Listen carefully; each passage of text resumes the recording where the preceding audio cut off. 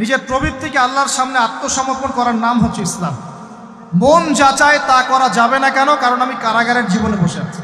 কারাগারের মধ্যে মন যাচাই তাই করা যাবে। এই কাজগুলো কখন করব? আমি বিয়ে শাদী করার পরে করব।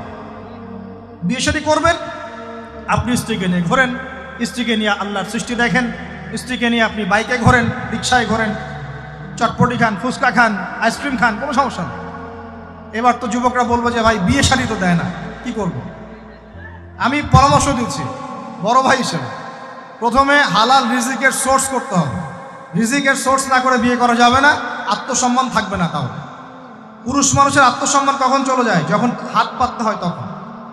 যখন আপনি রিজিকের সোর্স তৈরি করেছেন, আপনি স্বাবলম্বী, আপনি মাশাআল্লাহ মাসে 10, 20, 30 হাজার টাকা আর্ন করেন বা 1 লাখ 2 লাখ টাকা আর্ন করেন, আলহামদুলিল্লাহ, কারো কাছে হাত পাততে হয় না, সবাই দেখবেন আপনাকে সম্মান দিবে। যখন আপনার অন্যের কাছে হাত পাততে হবে তখন দেখবেন স্ত্রীও সম্মান করছে না। তো এই জন্য ডিগনিটি আগে, ডিগনিটি ফার্স্ট। আপনার ডিগনিটি অর্জন করতে হলে একটা হালাল উপার্জনের সোর্স লাগবে, এক। তারপরে পিতামাতাকে বোঝানোর চেষ্টা করবেন। যদি কাউকে পছন্দ করেও থাকেন, না দেখেই বা শুনে যে হ্যাঁ ওখানে একজন দিনদার মেয়ে ইত্যাদি, তাহলে পারিবারিকভাবে বিয়ের প্রস্তাব পাঠাবেন, নিজে পণ্ডিতি করতে যাবেন, পারিবারিকভাবে পাঠাবেন। যদি রাজি হয় আলহামদুলিল্লাহ, রাজি না হলে কি নিজে নিয়ে পালাই যাবেন? এই কাজ করতে যায় না। ইস্তেখারা করবেন। কি করবেন? ইস্তেখারা। 2 রাকাত নফল নামাজ পড়ে আল্লাহর কাছে দোয়া করবেন। হিসনুল মুসলিম বইটা কিনবেন, ওখানে দেখবেন ইস্তেখারার দোয়া আছে। ইস্তেখারা মানে হচ্ছে আল্লাহর সাথে পরামর্শ করা। আল্লাহ, আমি এই কাজটা করতে যাচ্ছি, যদি কাজটা আমার জন্য ভালো হয়, আমার দুনিয়া আখিরাতের জন্য ভালো হয়, আল্লাহ কাজটাকে তুমি সহজ করে দাও, আল্লাহ কাজটার মধ্যে বরকত দান করে দাও।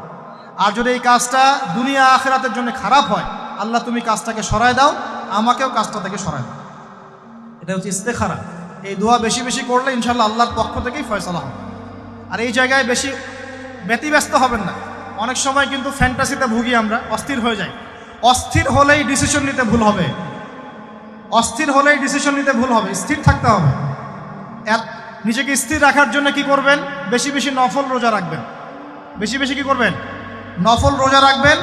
আর ভালো কাজে ব্যস্ত রাখবেন নিজেকে। ভালো কাজে কি করবেন? ব্যস্ত রাখবেন। একা একা থাকলে আর এই যে খারাপ সার্কেলের মধ্যে থাকলেই মাথার মধ্যে শয়তান ভর করবে, তখন দেখবেন অস্থির হয়ে গেছেন আপনি। স্থির হওয়ার চেষ্টা করেন, ভালো কাজে ব্যস্ত রাখেন, হালাল পথ অবলম্বন করে হারাম থেকে বেঁচে থাকেন। এখন যে জায়গায় আসছিলাম, এখান থেকে আস্তে আস্তে শেষের দিকে যাব। দেখুন, আল্লাহ পাক যে বিষয়গুলোকে ভালোবাসতে বলেছেন, আমি ভালোবাসবো। এই ভালোবাসা জায়েজ, হালাল। এই ভালোবাসার উদ্দেশ্য আল্লাহর সন্তুষ্টি অর্জন করা। এই ভালোবাসার উদ্দেশ্য এই নয় যে আমি যাকে ভালোবাসি তার কাছে আমি কিছু প্রত্যাশা করছি। না, আমি কিছু প্রত্যাশা করছি না, আমি প্রত্যাশা করছি আল্লাহর সন্তুষ্টি। তখন দেখবেন সে আপনাকে কষ্ট দিলেও আপনি সবর করতে পারবেন। কেন সবর করতে পারবেন? কারণ আপনি তো আল্লাহর সন্তুষ্টির জন্য তাকে ভালোবাসছেন, আপনার তো কোনো স্বার্থ নাই।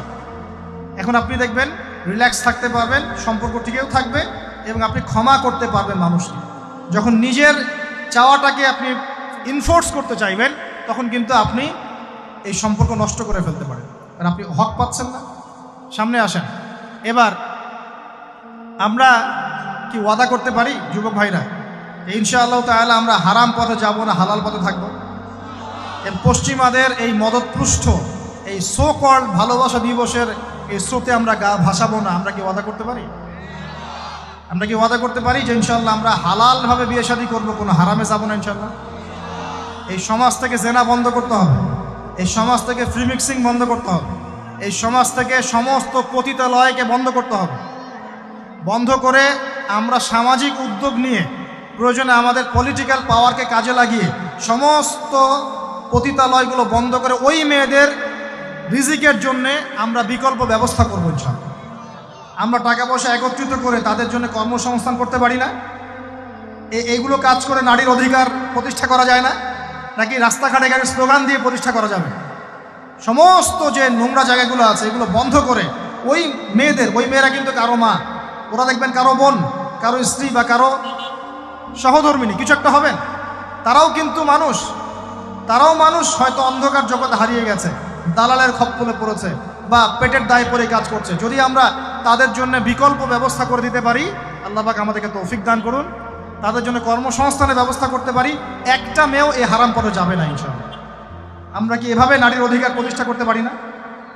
আমরা কি এতিম মেয়েদের দায়িত্ব নিয়ে করতে পারি না? আমরা কি সমাজের বিধবা মেয়েদেরকে বিয়ে করতে পারি না? তালাকপ্রাপ্তা মেয়েদের দায়িত্ব নিতে পারি না? মেয়েদের অধিকার নিয়ে অনেক কথা বলা হয়, কিন্তু এই কথাগুলো থাকে খালি বুলি, বাস্তবতা নাই। বাস্তবে কয়জন ছেলে এতিম একটা মেয়েকে বিয়ে করে দেখিয়েছে? কয়জন ছেলে একটা বিধবা মেয়েকে বিয়ে করার সাহস করেছে? কয়জন ছেলে একটা তালাকপ্রাপ্ত একটা মেয়েকে বিয়ে করে দেখিয়েছে হ্যাঁ আমি তার দায়িত্ব নিলাম? এবার দেখুন, শেষ করার আগে আমি এদিকে কয়েকটা পয়েন্টস বলে শেষ করছি। এখন আমরা বুঝতে পারলাম যে আল্লাহ পাক পুরো সৃষ্টি জগৎকে ভালোবাসেন। আল্লাহ পাক আমাকে ভালোবাসেন, আপনাকে ভালোবাসেন বলেই আজকে আপনি এখানে বসে আছেন। আল্লাহ পাক আপনাকে ভালোবাসেন বলেই লক্ষ লক্ষ কোটি কোটি মানুষ এখন জেনা করছে। আজকের দিনে আপনি ওয়াজ মাহফিলে বসে আছেন। আল্লাহ পাক আপনাকে ভালোবাসেন বলেই আপনি আল্লাহকে সেজদা দেওয়ার তৌফিক পেয়েছেন। আপনি লা ইলাহা ইল্লাল্লাহ কালিমা শিখেছেন। আপনি এই যে কোরআন পড়তে শিখেছেন, কোরআন পড়ছেন, হাদিস পড়ছেন, নবীর দ্বীনের প্রতি মহব্বত আছে। আল্লাহ আপনাকে ভালোবাসেন বলেই হচ্ছে। কখন বুঝবেন আল্লাহ আপনাকে ভালোবাসে? যখন আল্লাহ পাকের অনুমোদিত কাজগুলো আপনার ভালো লাগবে। নামাজ পড়তে ভালো লাগছে, রোজা রাখতে ভালো লাগছে, কোরআন তেলাওয়াত করতে ভালো লাগছে, আল্লাহর জিকির করতে ভালো লাগছে, আলেম ওলামার সাথে থাকতে ভালো লাগছে। ঠিক আছে, আল্লাহর হালাল কাজগুলো যখন ভালো লাগবে বেশি বেশি, বুঝবেন আল্লাহ আপনাকে নির্ঘাত মহব্বত করেন। আর যখন আল্লাহ পাকের নিষেধগুলো, হারাম, মদ আমার ভালো লাগে না, জেনা ভালো লাগে না, আমার খারাপ জিনিস দেখতে ভালো লাগে না, খারাপ শুনতে ভালো লাগে না, বুঝবেন আল্লাহ আপনাকে ভালোবাসেন। আর যখন দেখবেন খারাপের পিছনে আপনার ঝোঁক বেশি, দুর্নীতি করতে ভালো লাগে, সুদ খাইতে ভালো লাগে, ঘুষ খাইতে ভালো লাগে, কাউকে ঠকাইলে মনে হয় আমি স্মার্ট হয়ে গেলাম, হ্যাঁ, মানুষের টাকা আত্মসাৎ করতে ভালো লাগে, নামাজ না পড়ে ঘুম দিতে ভালো লাগে, ঠিক আছে, রমজান মাসে বিড়ি টানতে ভালো লাগে, ঠিক আছে, মেয়ের সাথে যে টাঙ্কি মারতে ভালো লাগে, তখন বুঝবেন আল্লাহ আপনাকে এখনো ভালোবাসেন বা আপনি আল্লাহর ভালোবাসা পাওয়ার যোগ্যতা হারিয়ে ফেলেছেন। আল্লাহ পাক আমাদেরকে বোঝার তৌফিক দান করুন। এখন আসি, আল্লাহ পাক এবং তার রাসূল আমাদেরকে এমন কি কি কাজ বলেছেন যেই কাজগুলো করলে আমরা সরাসরি আল্লাহর ভালোবাসা পাবো, ঠিক নাই? আমি অল্প কয়েকটা কাজ বলে শেষ করছি। এক নাম্বার, আল্লাহ এবং তার রাসূল আমাদেরকে জানিয়েছেন আমরা যদি তাওহীদের উপর থাকতে পারি, একত্ববাদ, লা ইলাহা ইল্লাল্লাহ, আল্লাহর ভালোবাসা পাবো ইনশাআল্লাহ। যে ব্যক্তি শিরকের পাপে লিপ্ত আছে সে আল্লাহর ভালোবাসা পাবে না, যতক্ষণ না সে তওবা করে ফিরে আসছে। অতএব আল্লাহর ভালোবাসা পাওয়ার জন্য এক নাম্বার কাজ কি ভাই? আল্লাহর তাওহীদের কালিমা লা ইলাহা ইল্লাল্লাহ এর উপর থাকা, শিরক বাদ দেওয়া। শিরক সম্পর্কে জানার জন্য একটা বই পড়েন, কিতাবুত তাওহীদ। কি নাম বললাম? কিতাবুত তাওহীদ। একটাই পড়েন, দেখবেন ইনশাআল্লাহ শিরক কাকে বলে, কত প্রকার, কি কোন কোন কাজ করলে শিরক হয় সব জানতে পারবেন ইনশাআল্লাহ। এই বইটা একটু কঠিন, এই বইটার ব্যাখ্যা বের হয়েছে, ব্যাখ্যা যুক্ত বই কিনবেন এবং যেগুলো বুঝবেন না ওলামায়ে কেরামকে জিজ্ঞাসা করবেন, কারণ সবগুলো কিন্তু বুঝতে পারবেন। এক নম্বর। দুই, নবী সাল্লাল্লাহু আলাইহি ওয়াসাল্লামের অনুসরণ করলে আল্লাহ আমাদেরকে ভালোবাসবেন। দলিল, আল্লাহ পাক সূরা আলে ইমরানের মধ্যে বলছেন 31 নম্বর আয়াতে আল্লাহ বলছেন, কুল, হে নবী আপনি বলে দিন, ইন কুনতুম তুহিব্বুনাল্লাহ, তোমরা যদি, হে আদম সন্তান, হে উম্মতে মুহাম্মাদি, তোমরা যদি আল্লাহর ভালোবাসা পেতে চাও, ফাত্তাবিউনি, তোমরা আমাকে অনুসরণ করো। কাকে? আমাকে বলতে কাকে? রাসূলুল্লাহ সাল্লাল্লাহু আলাইহি ওয়াসাল্লামকে। তাহলে কি হবে? ইউহিব্বুকুমুল্লাহ, আল্লাহ পাকও তোমাদেরকে ভালোবাসবেন বলে সুবহানাল্লাহ। আল্লাহ আমাকে ভালোবাসবেন ইনশাআল্লাহ। আর কি? ইয়াগফির লাকুম যুনুবাকুম, আল্লাহ পাক তোমাদের সমস্ত গুনাহ মাফ করে দিবেন। আল্লাহু গফুরুর রহিম, আল্লাহ পাক পরম করুণাময়, অসীম দয়ালু। তার মানে আল্লাহকে পাওয়ার, আল্লাহর ভালোবাসা পাওয়ার দুই নাম্বার কি মাধ্যম? নবী সাল্লাল্লাহু আলাইহি ওয়াসাল্লামের সুন্নত অনুযায়ী জীবন গড়া। ভাই শুরু করব কোত্থেকে? শুরু করবেন চেহারা থেকে। কোত্থেকে? চেহারায় দাড়ি ছেড়ে দিব ইনশাআল্লাহ, রাজি আছি তো? গোফ ছোট করে ফেলবো ইনশাআল্লাহ, রাজি আছি তো ইনশাআল্লাহ? চেহারায় সেজদার দাগ থাকবে ইনশাআল্লাহ, তার মানে নামাজি হতে হবে, ঠিক আছে? পোশাক পরিচ্ছেদ হবে রাসূলুল্লাহ সাল্লাল্লাহু আলাইহি ওয়াসাল্লামের মতো, ঢিলে ঢালা মুত্তাকিদের পোশাক। চুল হবে কার মতো? মেসি নেইমারের মতো নাকি রাসূলুল্লাহ সাল্লাল্লাহু আলাইহি ওয়াসাল্লামের মতো? এখনকার ছেলে পেলে মাঝখানে চুল রাখে, ডান দিক বাম দিক ছিলে ফেলে। এই সুন্নত কোথায় পেয়েছো তোমরা? এগুলো ত্যাগ করতে হবে। মনে রাখবেন, একটা সুন্নত, নবীর একটা সুন্নতকে যদি ভালোবেসে কি আমল করে, ইনশাআল্লাহ নবীর সুপারিশ পাবে। চাই কি না সুপারিশ? ভালোবেসে আমল করা যায়, এটা আমার নবীর সুন্নত। আমার নবী খেতেন ডান হাত দিয়ে, আমি ডান হাত দিয়ে খাবো। আমার নবী দাড়ি রেখেছেন, আমি তাই রাখবো। আমার নবী মোচ কেটে ফেলতেন, তাই আমি কাটবো। আমার নবী ঢিলেঢালা পোশাক পছন্দ করতেন, তাই আমি করব। আমার নবী রাতে ঘুমানোর সময় এই আমলগুলো করতেন, তাই আমি করব। আমার নবী এইভাবে ওযু করতেন, এইভাবে করব। আমার নবী এইভাবে ইস্তেঞ্জা করতেন, পেশাব পায়খানা করতেন, ওইভাবে করব।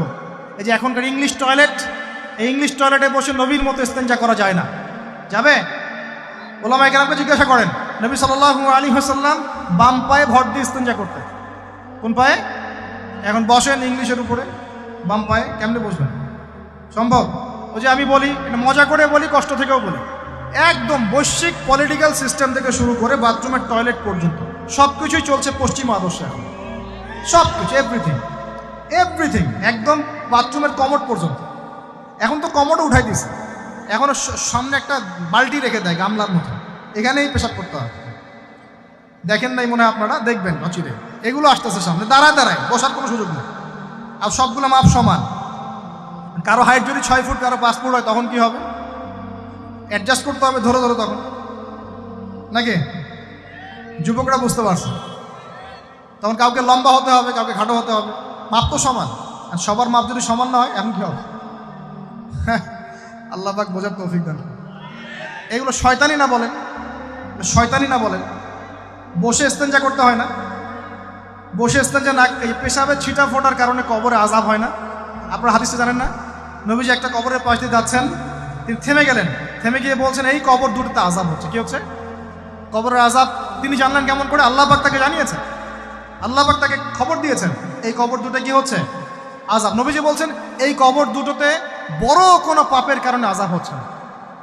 সাহাবীরা বলছেন, তাহলে কি কারণে হচ্ছে ইয়া রাসূলুল্লাহ? তিনি বলছেন, একজন পেশাব পায়খানা করে, পেশাব করে, স্পেশালি পেশাব করে এই ছিটা ফোটা থেকে সে সতর্ক থাকতো না।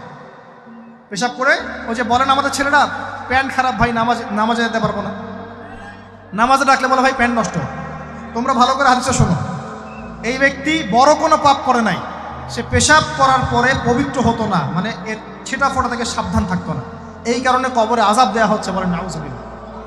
অন্য হাদিসে নবীজি বলছেন, বেশিরভাগ কবরের শাস্তি পেশাবের ছিটা ফোটার কারণে হয়। আস্তাগফিরুল্লাহ, বলেন নাউযুবিল্লাহ। এই টয়লেটগুলোর মধ্যে পেশাবের ছিটা ফোটা লাগে না? নাপাকি লাগে না? এগুলো শয়তানি না বলেন? আরেকটা হচ্ছে, আরেকটা কবর, সেই কবরে তিনি বলছেন, এই কবরে আযাব দেওয়া হচ্ছে, এই ব্যক্তি চগলখুরি করতো। কি করতো? চগলখুরি, মানে একজনের কথা আরেকজনকে লাগাইতো, আরেকজনের কথা আরেকজনকে লাগাইতো। এই কাজ করে না এখন সমাজের মানুষ? এই কাজ কিছু ফেসবুক আর ইউটিউবারও করো তোমরা। একজনের ভিডিও আরেকজনের পাশে লাগাই দাও, আরেকজনেরটা আরেকজনে লাগাই দাও, এই করে উম্মার মধ্যে বিভক্তি সৃষ্টি করতেছে। কিছু কিছু কারণে, এইসব কারণেও রেস্ট্রিকশন দিতে হয়েছে আমাদের, কিছু মনে করবেন না। কারণ আমরা দেখেছি এর গুড সাইড যেমন আছে, ব্যাড সাইড আরও বেশি আছে। এটাকে নিয়মতান্ত্রিকভাবে ইউজ করতে না পারলে ফিতনা বাড়তে থাকে। আল্লাহ পাক আমাদেরকে বোঝার তৌফিক দান। প্রিয় ভাইয়েরা, প্রতিটা কাজ কার সুন্নত মতো করবো আমরা ইনশাআল্লাহ। এখন শুধু কি আমরা এই চেহারা, সুরত, ইস্তেঞ্জা, খাওয়া দাওয়া এগুলোই নবীর মতো করে করব, নাকি আমাদের ব্যবসা, সমাজ, পরিবার, ইবাদত সবই করব? এই জায়গায় সমস্যা। সমস্যা কি? আমরা মাশাআল্লাহ দাড়ি টুপি রাখতে রাজি আছি, কিন্তু ব্যবসায়িক জীবনে হারাম ছাড়তে রাজি নাই, অর্থনৈতিক জীবনে সুদ ছাড়তে রাজি নাই, ঘুষ দুর্নীতি ছাড়তে রাজি নাই। আল্লাহ আমাদেরকে ছাড়ার তৌফিক দান করুন। আল্লাহ পাক আমাদেরকে পরিপূর্ণভাবে নবীর সুন্নাত পালন করার তৌফিক দান করুন। 1 নাম্বার আল্লাহর ভালোবাসা পাওয়ার মাধ্যম তাওহীদ, 2 নাম্বার নবীর সুন্নাত, 3 নাম্বার বেশি থেকে বেশি কোরআন তেলাওয়াত করা। কি করা? আমার সাথে বলেন, বেশি বেশি কি করা? কোরআন তেলাওয়াত করা। কেন? কারণ কোরআন হচ্ছে আল্লাহর কালাম। কোরআন কার কালাম? কোরআনের মধ্য দিয়ে আপনি আল্লাহর সাথে কথা বলতে পারবেন, বলেন সুবহানাল্লাহ। এভাবে যখন কোরআন পড়বেন বুঝে বুঝে, আপনি আল্লাহর সাথে সরাসরি কথা বলবেন ইনশাআল্লাহ। তো এই কোরআনের মধ্য দিয়ে আল্লাহর ভালোবাসা পাওয়া যাবে ইনশাআল্লাহ।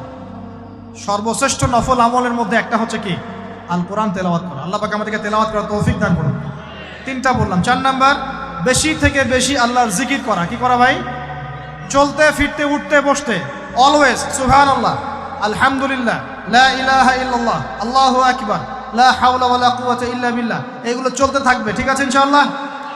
চলতে ফিরতে পড়বেন আল্লাহুম্মা সাল্লি আলা মুহাম্মদ, আল্লাহুম্মা বারিক আলা মুহাম্মদ। ঠিক আছে? হাসবি আল্লাহ ওয়া নি'মাল ওয়াকিল, রাদিতু বিল্লাহি রাব্বান ওয়া বিল ইসলামি দীনান ওয়া বি মুহাম্মাদিন নাবিয়্যা। যত জিকির আজকার আছে চলতে ফিরতে অলওয়েজ পড়তে থাকবে।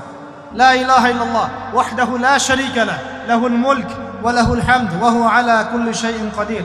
আস্তাগফিরুল্লাহাল্লাযী লা ইলাহা ইল্লা হুয়াল হাইয়ুল কাইয়ুম ওয়া আতুবু ইলাইহি লা হাওলা ওয়ালা কুওয়াতা ইল্লা বিল্লাহ। এগুলো পড়তে থাকবেন।